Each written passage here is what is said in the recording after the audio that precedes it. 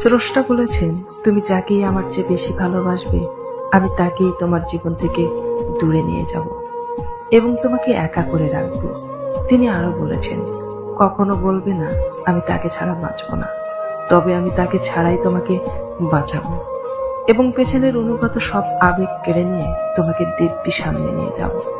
তুমি কি দেখো না, ঋতুরাও বদলাতে থাকে, ছায়া দেয়া গাছের পাতাও যায় শুকিয়ে, ধৈর্য হারিয়ে যায়, কিন্তু তোমার স্রষ্টা ধৈর্যশীল ও পরম দয়ালু। সেই ঝরে যাওয়া পাতার ডাল থেকেই আবার সবুজ পাতা গজায়। তুমি কি দেখো না তোমার স্রষ্টার এই নিদর্শন?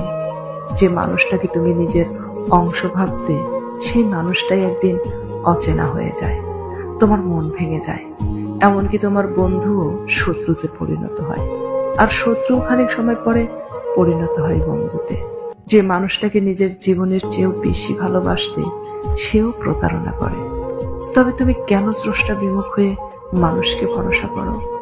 অদ্ভুত এই পৃথিবী, যখন তুমি ভাবো এটা হবে না কখনো, কিন্তু পরক্ষণে সেটাই হয়। সেটা হবার নয় কি?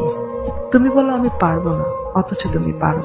এবং সবচাইতে বিচিত্র বিষয় হচ্ছে, তুমি বলতে থাকো আমি মরে গেছি, অথচ তুমি বাঁচো, অথচ তুমি বেঁচে থাকো।